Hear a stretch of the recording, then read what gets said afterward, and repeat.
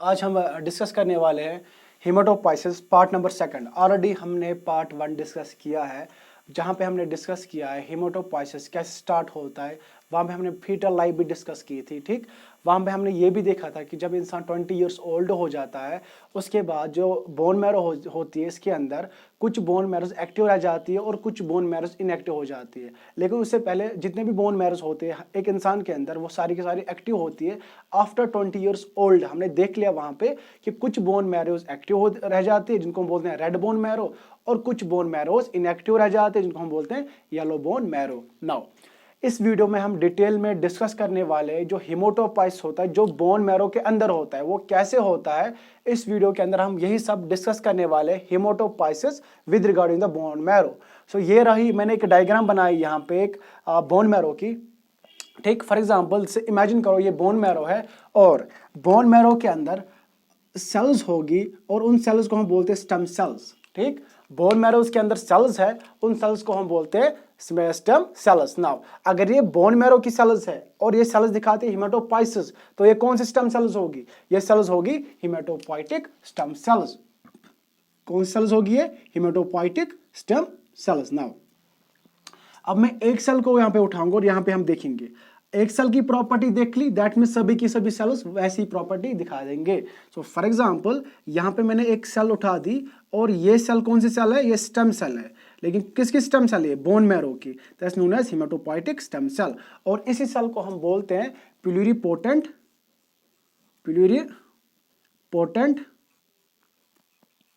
Stem cell, pluripotent stem cell. Now first thing, जो हमारी body है, बॉडी के अंदर different types of stem cells होते हैं, ठीक है ना। पहली थिंग, बॉडी के अंदर बहुत सारी स्टेम सेल्स है। अगर बहुत सारी स्टेम सेल्स होंगी तो डिफरेंट टाइप्स की स्टेम सेल्स होगी। फॉर एग्जांपल यहाँ पे जो दूसरी स्टेम सेल मैं यहाँ पे बनाऊंगा, suppose this is the stem cell, और इस स्टेम सेल को मैं बोल रहा हूं ये है टोटिपोटेंट स्टेम सेल। कौन सी सेल है ये? Totipotent stem cell. Now what is the totipotent stem cell? याद रखोगे आज के बाद, जो टोटिपोटेंट स्टेम सेल है ये फॉर्म करती है, प्रोड्यूस करती है ऑल द टिश्यूज। इसका मतलब होता है टोटिपोटेंट स्टेम सेल वो स्टेम सेल है हमारे बॉडी के अंदर जितने भी टिश्यूज ऑल द टिश्यूज, वो फॉर्म होगी इस स्टेम सेल से। अगर वो स्टेम सेल फॉर्म कर रहे हैं ऑल द टिश्यूज एक बॉडी के, इन अवर बॉडी, सो उस स्टेम सेल को हम बोलते हैं टोटिपोटेंट स्टेम सेल, और उस प्रोसेस को हम बोलते हैं टोटिपोटेंसी। क्या बोलते हैं इस प्रोसेस को हम? Totipotency. So now what is totipotency? Totipotency the biological process in which a single cell produces a whole new organism।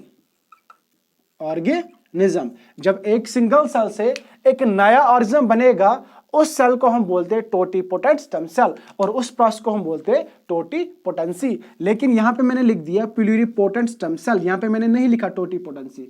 अगर मैं यहां पे लिखता टोटिपोटेंसी, दैट मींस इस सेल से सारे के सारे टिश्यूज बनते हैं। लेकिन मैंने क्या लिख दिया यहां पे? Pluripotent stem cell. So that means सारे के सारे टिश्यूज तो नहीं बनेंगे, मनी टाइप्स ऑफ टिश्यूज बनेंगे। मैं यहां पे बोल रहा हूं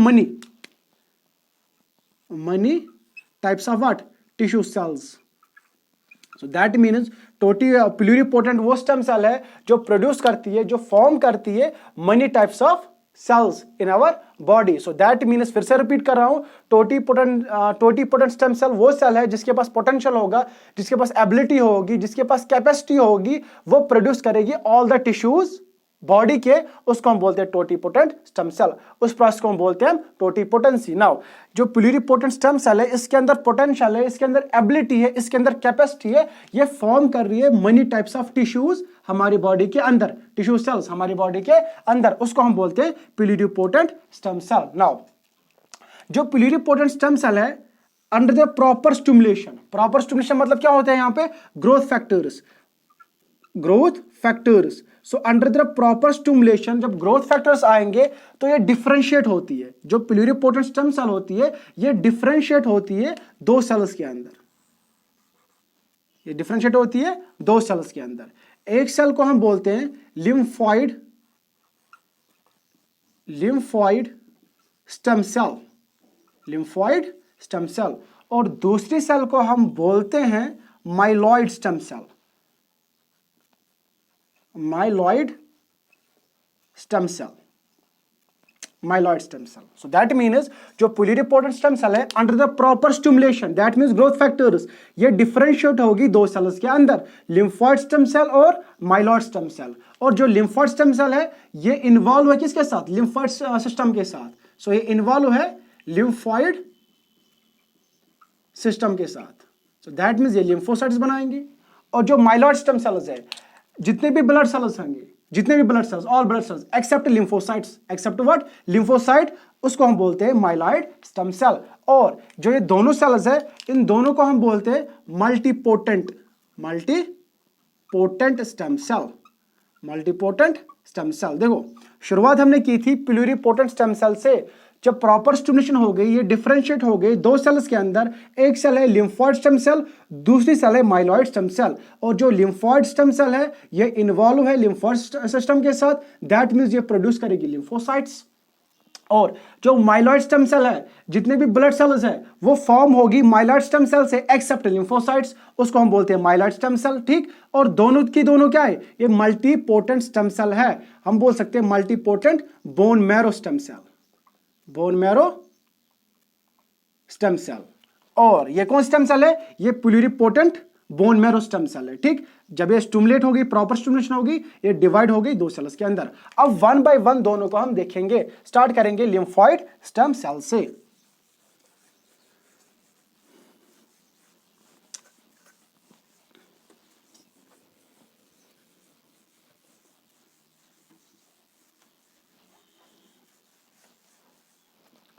ओके, सो यहां पे मैंने बोला सेल है, यहां पे that's known as what, pluripotent stem cell, pluripotent stem cell.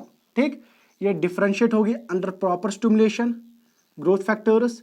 ये डिफरेंशिएट हो गई यहां पे दो सेल्स में.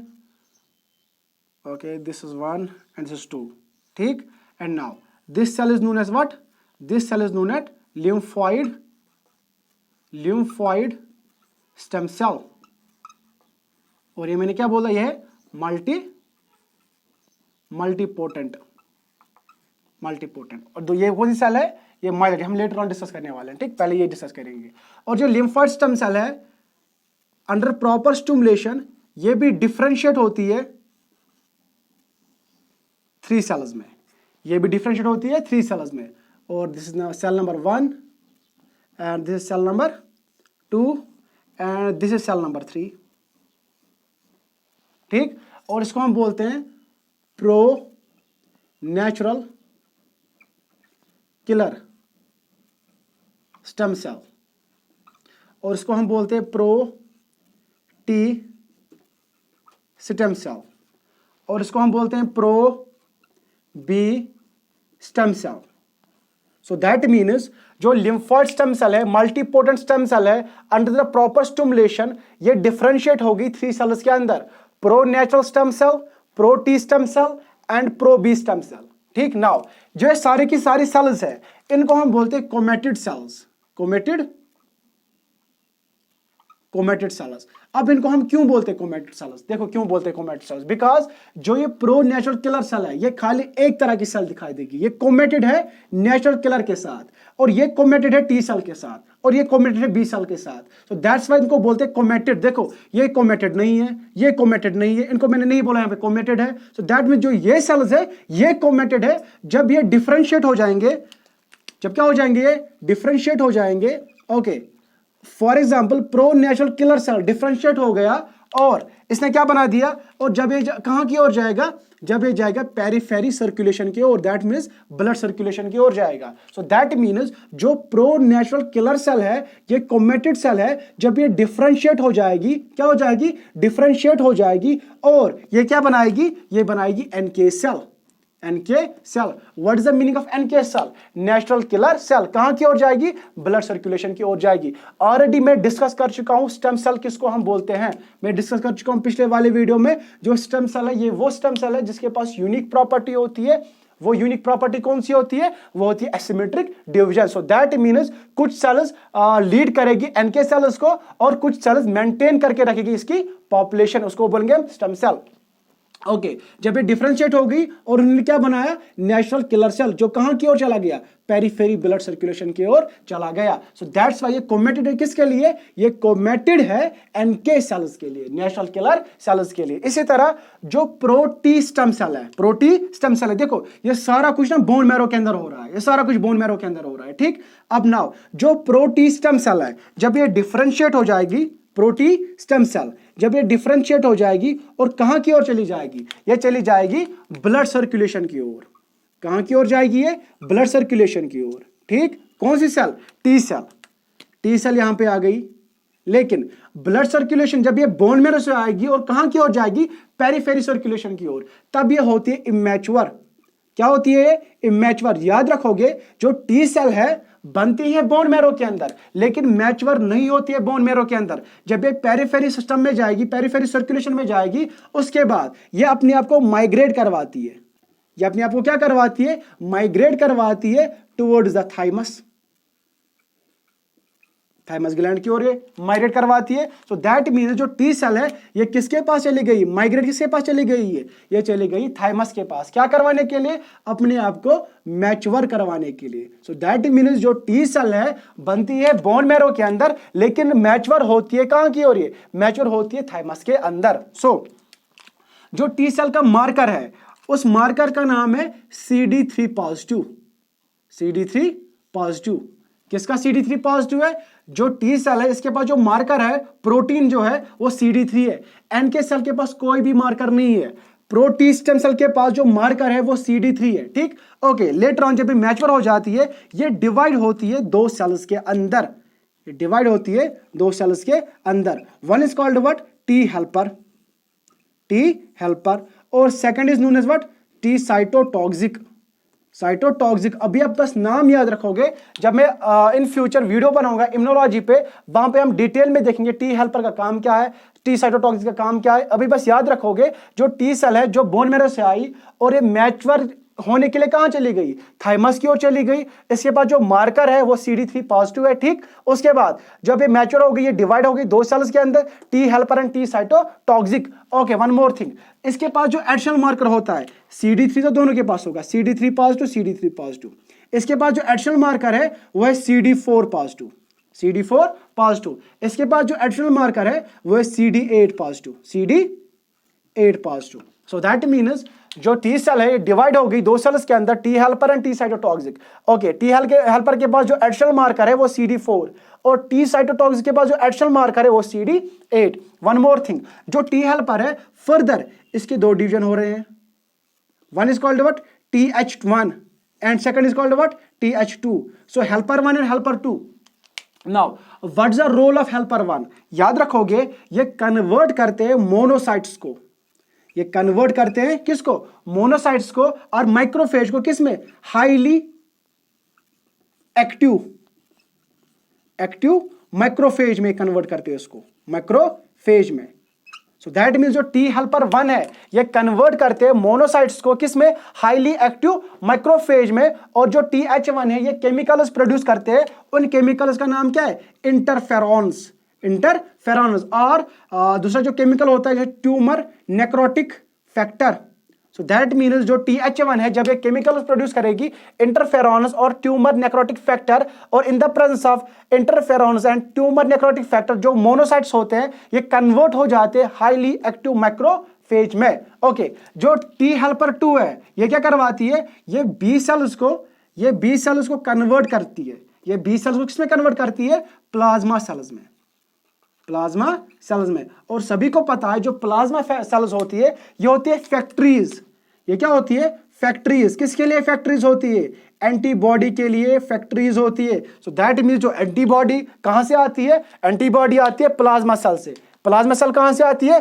प्लाज्मा सेल आती है बी सेल से। कौन कन्वर्ट करता है? Helper 2, helper T helper 2 convert करती है, और ये प्रोड्यूस करती है chemicals that's called interleukin, interleukin 4 and interleukin 5। और जो इंटरल्यूकिन 4 है ग्रोथ के लिए, जो इंटरल्यूकिन 5 है ये किसके लिए?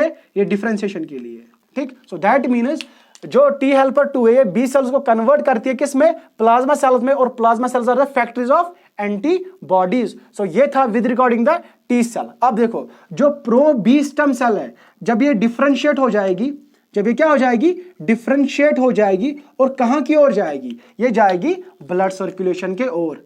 जब ये ब्लड सर्कुलेशन की ओर जाएगी, ठीक, और मैच्योर भी और बनेगी कहां पे, ये बोन मैरो के अंदर। जब ये ब्लड सर्कुलेशन की ओर जाएगी बी सेल, बी सेल को कौन कन्वर्ट करेगा प्लाज्मा सेल में, प्लाज्मा सेल में कौन करेगा, टी हेल्पर 2 इसको कन्वर्ट करेगा प्लाज्मा सेल में। और प्लाज्मा सेल का काम क्या होता है, प्लाज्मा सेल का काम होता है एंटीबॉडीज बनाना। सो ये था विद रिगार्डिंग द व्हाट, ये था with regarding the lymphoid system. Now जो लिम्फॉइड सिस्टम था वो कहां से आया, प्लूरिपोटेंट स्टेम सेल से आया, और जो मल्टीपोटेंट था ये डिफरेंशिएट हो गया अंडर प्रॉपर स्टिमुलेशन, क्या बन गया, pro NK cells, natural killer stem cells, और pro T cells and pro B stem cells. Now NK cell के पास कोई भी मार्कर नहीं है, और टी सेल के पास जो मार्कर है वो CD3 है, और जो बी सेल के पास जो मार्कर है याद रखोगे वो है CD19 and CD20, CD20 positive जो मार्कर है किसके पास, बी सेल के पास। सो दैट मीन्स बी और टी के पास मार्कर है और एन के पास कोई मार्कर नहीं है। अगर आपके पास कोई सेल है उसके पास कोई भी मार्कर नहीं है तो वो कंसिडर किया जाएगा कौन सी सेल है, वो एन के नेचुरल किलर सेल है। तो ये था with regarding the lymphoid stem cell और लिम्फोसाइट्स। ओके, जो प्रो टी स्टेम सेल इसको क्यों बोलते हैं टी स्टेम सेल, बिकॉज ये मैच्योर होती है थाइमस के अंदर। और जो प्रो बी स्टेम सेल है इसको क्यों बोलते हैं बी सेल, ये मैच्योर भी होती है और बनती भी कहां पे, ये बोन मैरो के अंदर। सो ये था with regarding the lymphoid stem cell. अब हम आगे जाएंगे, अब हम डिस्कस करेंगे माइलॉइड स्टेम सेल को। ये सारा कुछ कहां पे हो रहा है, ये सारा कुछ बोन मैरो के अंदर हो रहा है।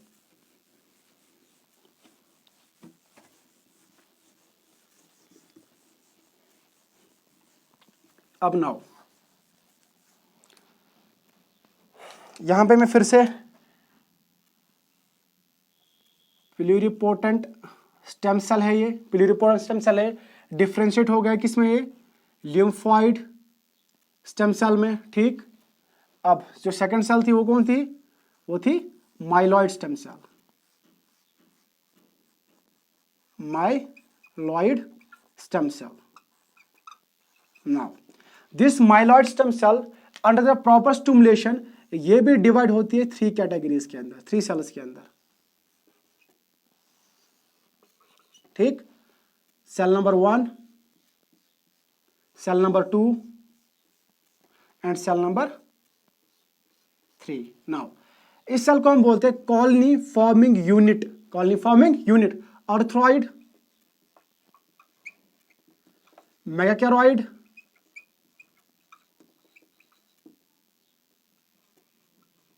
एंड बेजोफिलिक, ठीक। और इसको हम बोलते हैं colony forming unit, granulocytes and monocytes. और इसको हम बोलते हैं कॉलोनी फॉर्मिंग यूनिट, इसिनोफिल्स, ठीक। दैट मीन जो माइलॉइड स्टेम सेल है ये डिफरेंशिएट हो गई 3 सेल्स के अंदर, colony form unit erythroid, megakaryoid and basophilic, and colony form unit granulocytes and monocytes, colony form unit eosinophils. Now one by one हम तीनों को डिस्कस करेंगे। नाउ जो कॉलोनी फॉर्मिंग यूनिट है आर्थ्रॉइड, मेगाकैरॉइड एंड बेसोफिलिक, अब ये डिफरेंशिएट होती है 3 सेल्स के अंदर। ये डिफरेंशिएट कहां किसके कितने में होती है, ये डिफरेंशिएट होती है 3 सेल्स के अंदर। अब देखो ये सारा कुछ ना बोन मैरो के अंदर हो रहा है, ठीक। This cell number 1, this cell number 2 and this cell number 3, ठीक। Now this cell is known as what, colony forming unit, colony forming unit किसके लिए, आर्थ्रॉइड के लिए, आर्थ्रॉइड। अब now this colony forming unit किसके लिए है, मेगाकैरॉइड, मेगाकैरॉइड। अब now this colony forming unit किसके लिए है, ये बेसोफिलिक के लिए, philic. Now so that means जो colony forming unit erythroid, megakaryoid and basophilic है ये डिफरेंशिएट हो गए अंडर प्रॉपर स्टिमुलेशन, ये डिफरेंशिएट हो गई 3 सेल्स के अंदर, colony forming erythroid, colony forming megakaryoid and colony forming unit basophilic. Now these cells are the committed. Now ये अब आर्थ्रॉइड आरबीसी प्रोड्यूस करेगी, मेगाकैरॉइड ये किसके लिए, प्लेटलेट्स के लिए है, और जो बेसोफिलिक है, जो कॉलोनी फॉर्मिंग बेसोफिलिक है, ये बेसोफिलस प्रोड्यूस करेगी। सो दैट मीन्स एक जो ये सेल है ये एक तरह की सेल प्रोड्यूस करेगी, और जो ये सेल है ये खाली एक तरह की सेल प्रोड्यूस करेगी। So these cells are what? These cells are committed cells. ये सेल्स कौन सी सेल्स है? ये कोमेटेड सेल्स है। कोमेटेड, ये कोमेटेड सेल्स है। नाउ जो कॉलोनी फॉर्मिंग यूनिट अर्थ्रॉइड है, जब ये डिफरेंशिएट होती है कि ये किसमें बनती है? फर्स्ट ये बनती है ऑर्थोब्लास्ट, अर्थ्रोब्लास्ट बनती है ये। नाउ जो अर्थ्रोब्लास्ट है ये प्रिकर्सर है, ये स्टेम सेल नहीं है। स्टेम सेल किसको बोलते हैं? स्टेम सेल हम उसको बोलते हैं जो एक तो डिफरेंशिएट होगी और अपनी पॉपुलेशन मेंटेन करके रखेगी, ठीक। अगर तुम अर्थ्रोब्लास्ट को उठाओगे और स्लाइड के ऊपर रखोगे तो अर्थ्रोब्लास्ट कन्वर्ट होगा आरबीसी में, और जो अर्थ्रोब्लास्ट पीछे था वो डिसअपियर हो जाएगा और अपनी पॉपुलेशन मेंटेन नहीं रख सकता। जो सेल डिसअपियर हो जाएगी खुद और कन्वर्ट होगी प्रोडक्ट, फाइनल प्रोडक्ट में, उसको हम स्टेम सेल नहीं बोलते। सो अर्थ्रोब्लास्ट स्टेम सेल नहीं है, ये प्रिकर्सर है। किसके लिए? ये प्रिकर्सर है आरबीसी के लिए। अब ना जो स्टेजेस है, स्टेजेस में यहां पे डिस्कस नहीं करूंगा। जो अर्थ्रोपाइस होगा उसके लिए एक सेपरेट वीडियो आएगा, क्योंकि अगर मैं डिस्कस करने बैठा यहां पे तो वीडियो बहुत लंबी हो जाएगी। सो दैट्स व्हाई यहां पे मैं स्टेजेस डिस्कस नहीं करूंगा। स्टेजेस में आगे आने वाले वीडियो में डिस्कस करूंगा stages with regard to the erythropoiesis, leucopoiesis, ठीक। नाउ जो अर्थ्रोब्लास्ट है जब ये डिफरेंशिएट हो जाएगी, ये कहां की ओर चली जाएगी? ये चली जाएगी ब्लड सर्कुलेशन की ओर, पेरीफेरी ब्लड सर्कुलेशन की ओर। देखो ये बोन मैरो के अंदर हो रहा है, अब ये ब्लड सर्कुलेशन की ओर जा रही है। तो फर्स्ट थिंग पहले बनेगी फ्रेश आरबीसी, जिसको बोलते हैं रेटिकुलोसाइट, और रेटिकुलोसाइट कन्वर्ट होगी मैच्योर आरबीसी में, मैच्योर आरबीसी में। सो दैट मीन्स जो अर्थ्रोब्लास्ट था ये प्रिकर्सर था आरबीसी के लिए, और जब ये पेरीफेरी में चला गया वहां पे फ्रेश आरबीसी बन गया, इसको बोलते हैं रेटिकुलोसाइट, और रेटिकुलोसाइट कन्वर्ट हो गया मैच्योर आरबीसी में। नाउ जो मेगाकैरॉइड है, मेगाकैरॉइड से क्या बनेगा पहले? दैट्स कॉल्ड मेगाकैरॉइड ब्लास्ट, मेगाकैरॉइड ब्लास्ट बनेगा पहले। और जब मेगाकैरॉइड ब्लास्ट क्या होगा? डिफरेंशिएट होगा थ्रू मल्टीपल स्टेजेस से, और जब ये जाएगा पेरीफेरी सर्कुलेशन में तो ये क्या बनेगा? वहां पे बनेंगे प्लेटलेट्स, प्लेटलेट्स वहां पे बनेंगे ये, ठीक। क्या बनेगा वहां पे? ये प्लेटलेट्स, प्लेटलेट्स। नाउ उसके बाद जो बेजोफिलिक है, कॉलिफॉर्मिक यूनिट ऑफ बेजोफिलिक, ये डिफरेंशिएट होंगे पहले किस में? बेजोफिलिक ब्लास्ट में। फिर जब थ्रू मल्टीपल स्टेजेस जब ये जाएंगे पेरीफेरी सर्कुलेशन के अंदर, तब ये क्या बनेगा वहां पे? तब ये बनेंगे वहां पे बेजोफिल्स। और बेजोफिल्स की खास बात ये है कि इसके पास जो डाई होती है वो ब्लू कलर की होती है। वो किस कलर की होती है? ब्लू कलर की होती है, और वो डाई बेसिक होती है। सो वी कैन से जो बेजोफिलिक है उसके पास जो ग्रैन्युलस होते हैं वो ग्रैन्युलस होते हैं ब्लू कलर के, blue granules. And one more thing, और जो बेजोफिलिक है इसके सरफेस पे रिसेप्टर्स होते हैं। इसकी सरफेस पे क्या होते हैं? रिसेप्टर्स होते हैं। किसके लिए? एक एंटीबॉडी के लिए, जिस एंटीबॉडी का नाम है IgE। सो दैट्स व्हाई जो बेजोफिलिक होती है ये सिमिलर होती है। ये क्या होती है? ये सिमिलर होती है किससे? ये सिमिलर होती है मास सेल से। मास होती है, ये सिमिलर होती है किससे? ये सिमिलर होती है बेजोफिल्स से। ये क्यों सिमिलर होती है बेजोफिल्स से? बिकॉज जो सरफेस होती है मास सेल्स की वहां पे भी रिसेप्टर्स होते हैं, जो रिसेप्टर होते हैं IgE के लिए, और जो बेजोफिल्स है वहां पे भी रिसेप्टर्स है किसके लिए? IgA के लिए। दैट्स व्हाई ये सिमिलर है, ठीक। और जो मास सेल्स होती है ये कहां पे प्रेजेंट होती है? ये प्रेजेंट होती है हमारी बॉडी के कनेक्टिव टिश्यूज में, और ये अंडर द स्किन भी प्रेजेंट होती है, और म्यूकस लाइनिंग में भी प्रेजेंट होती है, और ये कहां पे प्रेजेंट होती है? ब्लड वेसल्स के अंदर भी प्रेजेंट होती है। सो दैट मीन्स जो मास सेल्स होती है ये भी डेरिवेटिव है प्लुरिपोटेंट स्टेम सेल्स की।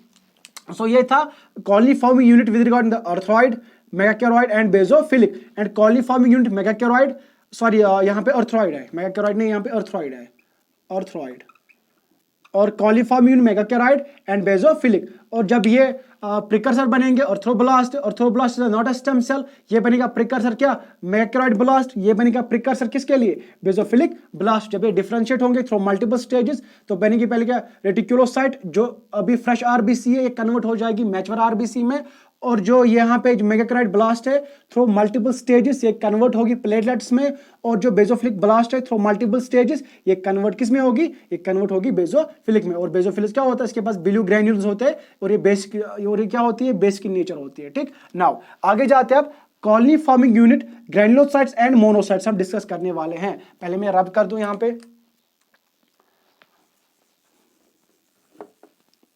कॉलिफॉर्म यूनिट, ग्रैन्युलोसाइट्स एंड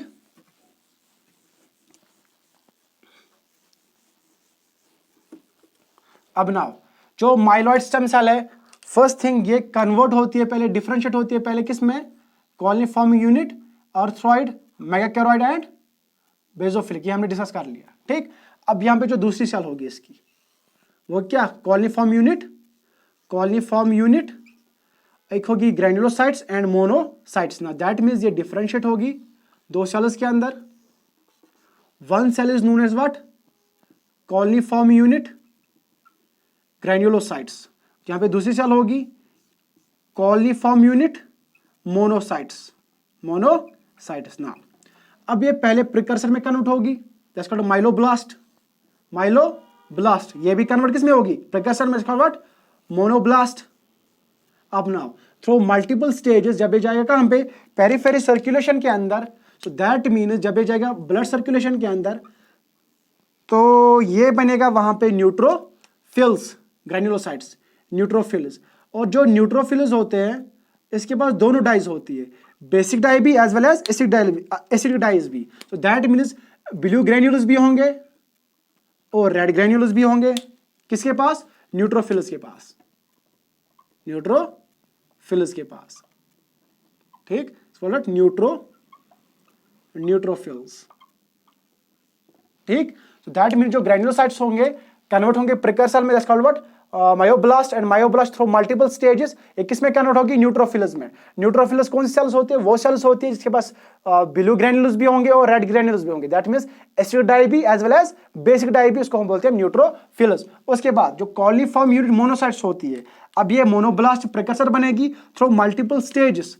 जब ये कहां की ओर जाएगी, जब ये जाएगी पेरिफेरी सर्कुलेशन की ओर, तब ये वहां पे क्या बनेंगे, तब वहां पे बनेंगे ये मोनोसाइट्स, वहां पे बनेंगे ये मोनोसाइट्स, क्लियर। नाउ उसके बाद जो लास्ट है इसका, वो इसका जो लास्ट है, थर्ड सेल है, वह कॉलिफॉर्मिंग यूनिट किसके लिए, इसिनोफिल्स के लिए। सो ये क्या बनेगा, पहले ये बनेगा इसिनोब्लास्ट, और इसिनोब्लास्ट थ्रू मल्टीपल स्टेजेस ये किस में कन्वर्ट होगा, ये चला जाएगा पेरिफेरी सर्कुलेशन के अंदर। और जब ये पेरिफेरी सर्कुलेशन के अंदर चला जाएगा तो वहां पे क्या बनेगा, ये यहां पे बनेगा इसिनोफिल। और इसिनोफिल के पास जो ग्रैन्युल्स होते हैं वो कौन से ग्रैन्युल्स होते हैं, वो होते हैं red ग्रैन्युल्स, that means acidic ग्रैन्युल्स। So that means जो माइलॉइड स्टेम सेल है, फर्स्ट थिंग वो कॉलिफॉर्म यूनिट, अर्थ्रॉइड, मेगाकैरॉइड एंड बेसोफिलिक। उसके बाद coliform unit, granulocytes and monocytes. उसके बाद coliform unit, इसिनोफिल्स। And through multiple stages जो ग्रैन्युलोसाइट्स होते हैं वो बनते हैं न्यूट्रोफिल्स, और जो मोनोसाइट्स होते हैं वो बनते हैं व्हाट, मोनोसाइट्स। ओके, जो कॉलिफॉर्म यूनिट इसिनोफिल्स होते हैं वो क्या बनते हैं, इसिनोफिल्स बनते हैं। और उसके अंदर जो ग्रैन्युल्स होते हैं वो रेड होते हैं, वो एसिडिक होते हैं। नाउ और थिंग हियर, नाउ अब देखो जो मोनोसाइट्स होते हैं, मोनोसाइट्स थ्रू ब्लड सर्कुलेशन ये वेरस एरिया में चला जाता है और वहीं पे सेटल डाउन हो जाता है, परमानेंट वहीं हो जाता है, परमानेंट बन जाता है, वहीं पे रहता है। फिर जो मोनोसाइट्स थ्रू ब्लड सर्कुलेशन कहीं पे जाता है फिर वहीं पे रहता है। फॉर एग्जांपल जब ये नर्वस सिस्टम के अंदर चला जाएगा मोनोसाइट्स, तब ये क्या बनता है वहां पे, माइक्रोफेज। सो दैट मीन्स जो नर्वस सिस्टम के अंदर जो माइक्रोफेज है वो है माइक्रोगैलिया, किसके अंदर, नर्वस सिस्टम के अंदर। उसके बाद जो किडनी के अंदर है, जो मोनोसाइट चला गया क्या बन गया वहां पे, माइक्रोफेज बन गया, वह मेसेंजियल सेल्स। इस तरह बोन्स के अंदर चला गया, ऑस्टियोक्लास्ट। इसी तरह स्किन के नीचे चला गया, स्किन के नीचे उसको बोलते हैं लंगर हैनस। इस तरह लिवर में चला गया, वहां पे बोलते हैं Kupffer cells. So this all about the hematopoiesis inside the bone marrow। उसके बाद जब वो बोन मैरो में बने थे, उसके बाद हमने देखा वो कैसे पेरिफेरी सर्कुलेशन के अंदर चले गए। सो आई होप आपको ये समझ आया होगा। Thank you.